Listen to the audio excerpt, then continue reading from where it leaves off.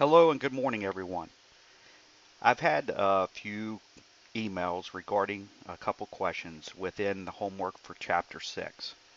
Therefore, I thought I would pick one of the questions and show you how I would go about answering this question with the assistance of Google Sheets, but you could use Excel if you would wish.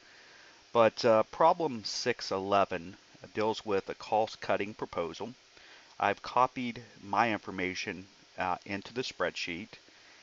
Notice we purchased a $480,000 machine that will save us about approximately $195,000 annually. This press is depreciated using a 5-year class, and that table can be seen by clicking on the link in McGraw-Hill Connect, but I've also copied it here into the spreadsheet. We're going to be focusing on the class 5, and I'll show you how to do that in a moment.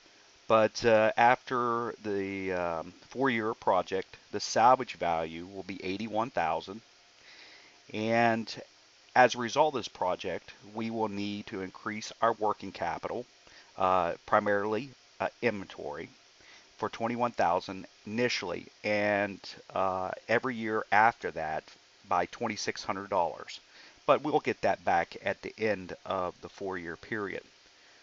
Finally, our tax rate is 30%, and our discount rate is 8% that we'll use for our net present value calculation.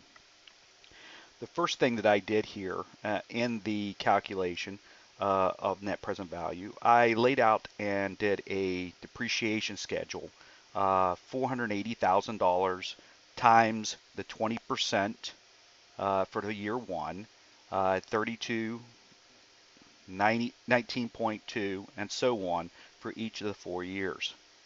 If you notice, after 4 years, we have depreciated the equipment by $397,056. If I subtract that amount from the beginning cost, we now have a book value of $82,944. In comparison with the salvage value that we were told at the beginning of 81, we're actually going to experience a loss on this sale of the asset at the end of year 4. After tax cost, it will actually be a positive inflow for us because we're going to save tax at a 30%. So in reality, it's going to be $81,583.20 that we'll see as an inflow. So to help me start to calculate the net present value, I've put a timeline out here using the information from above, and I did this from a cash flow before tax and a cash flow after tax. Notice I started laying out my ins and outs for each year. Starting with year 0, or the beginning of the project, we had an initial outflow of $480,000, and then we had an increase in net working capital. Every year after that, we receive a cost reduction of $195,000. As a result of $195,000 reduction in cost, taxes will go up, so we have to adjust for that in a future table, which is laid out beside. In addition to the 195, I've laid out the depreciation for all 4 years here before tax, but we have to realize that there will also be a tax effect from depreciation, and we call that depreciation shield. So we're shielding our income by 30%, the tax rate. Lastly here, we have, well, sorry, it's not the last item, but each year we have $2,600 increase in net working capital.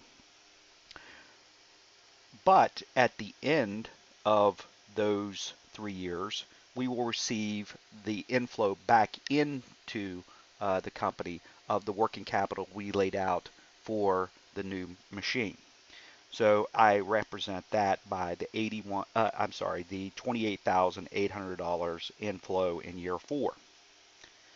Finally, the salvage value that we calculated a moment ago for the machine is 81,000 before tax, but we have 81,583.20 after tax.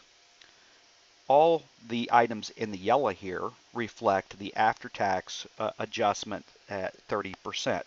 30% tax for the depreciation shield, 30% associated with the cost flows. That's a reduction in the initial cost per period because of adding the machine, and so on. But what I've done finally at this bottom line here is I've summed each column for the cash flows. And after that, I went in and plugged into my financial calculator those particular cash flows.